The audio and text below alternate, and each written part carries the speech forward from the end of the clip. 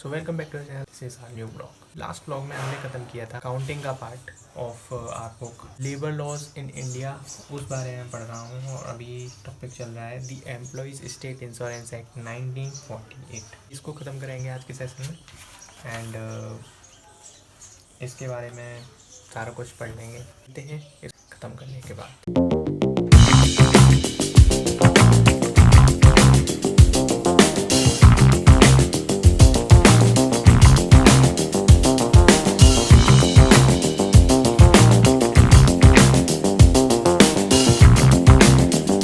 तो 15 जून को मैंने ऑर्डर किया था माओनो का AU400 लेवलियर माइक, जो कि बिल्कुल ख़राब निकला है, मतलब कि वो वर्क नहीं करता है।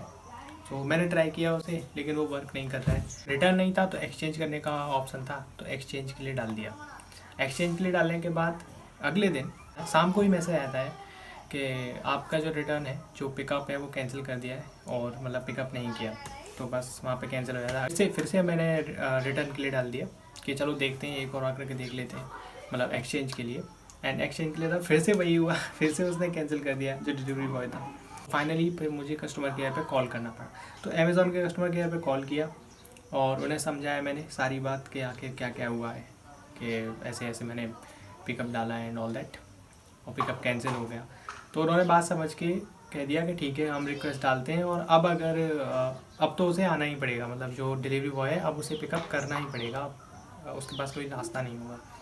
तो उन्होंने एक्सचेंज करने की जगह रिटर्न का ऑर्डर डाल दिया और बोला कि आपका पैसा जो है आपके अकाउंट में आ जाएगा, हम रिटर्न कर लेते हैं, इसे एक्सचेंज नहीं कर सकते। मैंने कहा ठीक है, कोई बात नहीं है, रिटर्न हो जाए तब भी कोई बात नहीं, क्योंकि ख़राब प्रोडक्ट तो नहीं चला सकते ना। आज की डेट में मेरे पास माइक है, लेकिन पैसा मेरे अकाउंट में आ चुका है, बिकॉज मेरे अमेज़ॉन अकाउंट पे दिखा रहा है कि आपका जो ऑर्डर है वो पिकअप कर लिया है, जबकि बाइक मेरे पास ही है। अभी माइक पिकअप नहीं हुआ है, लेकिन डिलीवरी बॉय ने दिखा दिया है कि उसने माइक पिकअप कर लिया है, और मेरे अकाउंट में भी शो कर रहा है, और पैसा भी आ चुका है अकाउंट में, बट माइक जो है पिकअप नहीं किया। तो ये बात मेरी समझ में नहीं आ रही है, आखिर ऐसा हुआ कैसे? लूप होल है या क्या प्रॉब्लम है? क्या प्रॉब्लम है? ऐसा होता है अमेज़ॉन पे किसी और के साथ भी ऐसा हुआ है? तो कमेंट करके जरूर बताना। दिस इज नेक्स्ट बहुत ही इंपॉर्टेंट चीज़ मैंने पढ़ी, that is the difference between the new pension scheme and old pension scheme. इससे पहले मुझे पता नहीं था कि आखिर इनमें डिफरेंस क्या है। ओल्ड पेंशन स्कीम बेसिकली क्या था कि ओल्ड में गवर्नमेंट सेक्टर के जो एम्प्लॉइज़ थे उनको ही बेनिफिट मिलता था, मतलब सरकारी नौकरी वाले उनको बेनिफिट मिलता था। तो उनकी जो लास्ट रन सैलरी होती थी उसके बेसिस पे उनको मिलता था। लास्ट रन सैलरी अगर किसी 10,000 रुपये है तो उसका 50% मतलब कि 5,000 रुपये किसी को उसकी पेंशन मिलेगी, और ये अनलिमिटेड था, मतलब जब तक कि वो आदमी मर नहीं जाता। और फिर अगर वो मर भी जाता है तो उसके फिर जो भी लीगल ईयर होगा उसको मिलेगी। जैसे एक साल में 2 बार DA अनाउंस होना, DA जो होता है गवर्नमेंट एम्प्लॉइज़ का, उसमें रिवाइज़ करना, मतलब उसको इंक्रीज़ करने के बारे में दिया गया था, प्रोविज़न था। तो ये बहुत अच्छी थी, लोगों की तभी तो ओल्ड पेंशन स्कीम के लिए लोग करते हैं। जैसे राजस्थान में ओल्ड पेंशन स्कीम लागू है, फिर से लागू कर दी है। So that's the thing. ये देखो ओल्ड पेंशन स्कीम के बारे में लिखा हुआ है, तो आप स्क्रीनशॉट ले सकते हो, पता चल जाएगा आपको। न्यू पेंशन स्कीम लागू की गई थी 1 अप्रैल 2004 को, और इसमें अमेंडमेंट भी हुआ था, मतलब अमेंडमेंट नहीं कह सकते, एक 2009 में एक एक्स्ट्रा मतलब जो चीज़ आई थी। लेकिन हम बात करते हैं कि 2004 में क्या हुआ था। तो उसमें सैलरीड और non salaried person across the country उसमें शामिल थे, और anyone can subscribe whether it is government employ और नॉन गवर्नमेंट एम्प्लॉय। तो प्राइवेट नौकरी करने वाले भी इसको सब्सक्राइब कर सकते थे।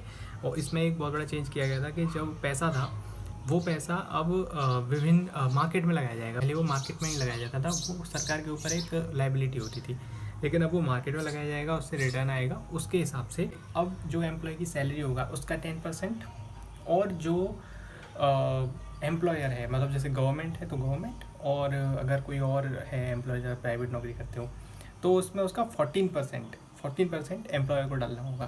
तो ये सब मिल करके एक कॉर्पस बनेगा, और उस कॉर्पस पे आपको जो है उसके हिसाब से आप निकाल सकते हो उसको मैच्योरिटी पे, या फिर उसे फर्दर इन्वेस्टेड रह करके आप पेंशन ले सकते हो धीरे धीरे।